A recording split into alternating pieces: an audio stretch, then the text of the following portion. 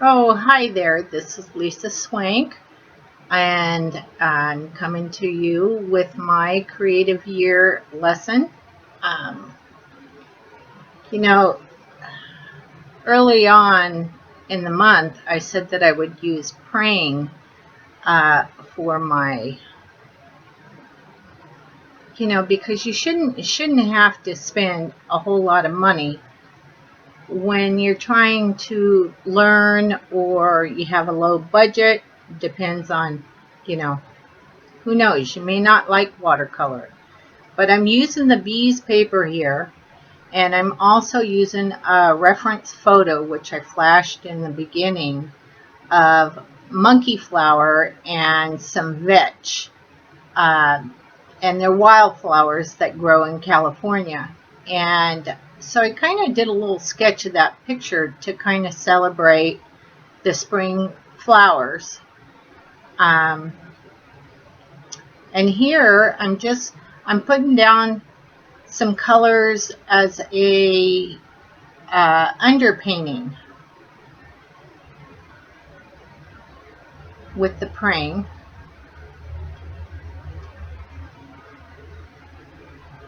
And I'll have to learn to set my screen to not to go off. I had to push it several times to keep it on.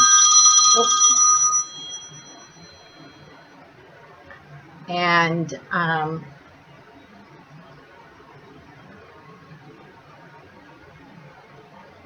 so that was my daughter that called. I told her to leave a message.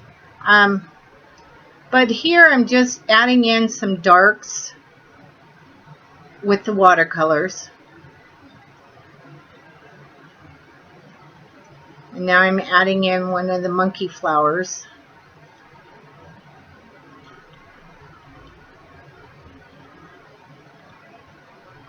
And I did use a white candle to reserve the center of some of the flowers, where kind of looks translucent. I don't know if I retained that in the end, but that's what I was trying to do. It's all about boundaries this month and something that you're passionate about. And I love watercolors and I love wildflowers. And soon, my top layers of this is going to be pastel. I watched, I think it was Monet Cafe, and she did a spring flower like this. So when I went through my mom's stuff, I discovered that she actually had a bottle of clear gesso. So I was able to kind of practice, you know. It was the first time that I'd used watercolor as a underpainting. So just testing my boundaries, I love trying new things.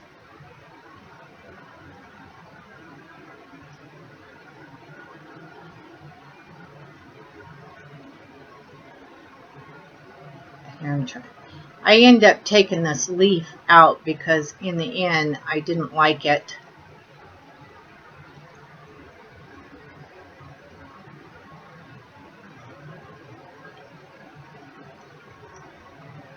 Kind of just adding the stalks to the flower because you don't want them just kind of hanging in the air. And the background to this was a cliff, very dark behind the flowers. Maybe but I kind of use my artistic license to add more flowers in there that weren't in the photo.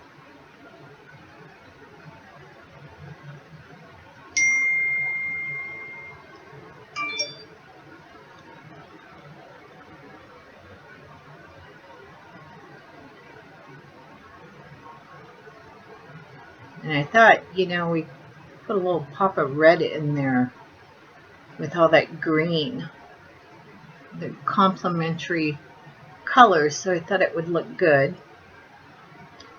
Here, there was some vetch bloom in the original photo, so and I really liked the little greenery that came up and kind of looks like a little hook at the top of the page. So I wanted to keep that. And here's the clear gesso. And I dried my paper down completely, and then I'm going over it rather quickly with the gesso, you know, because if you wipe too much over the watercolor, you have to smear it. So, but it did pretty good. And then I dried that down completely. Clear gesso has a grit to it, and this is on watercolor paper, and pastel needs something to hold on to because it's practically pure pigment. And these are hard pastels that I'm using right now. And I'm just going in and kind of pumping up the color, bringing out a little of the detail. Although I didn't, you know, I didn't really get in there and do all the fine lines and stuff because, you know, it's a new technique for me. So I wanted to try it out. But I love these two mediums. But I usually in the past have worked with them solely by themselves. I think I did a page with pastel. The video is almost over, and at the end I'll show a picture because I actually went in with some highlights and put like dead straw in there. But I hope you enjoyed my video, and give it a thumbs up please if you like it. You know, it'd be fun to practice around with this technique a little bit. You know, I always had with this, I always had now spray fixative kind of darkens down everything a little bit, so I went,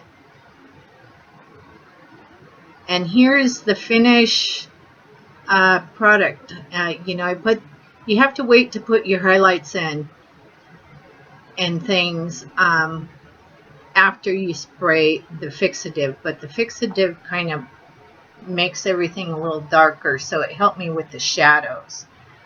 Okay, well, this is almost done, and I hope you enjoyed my lesson this month, and I'll catch you in the group. Bye now.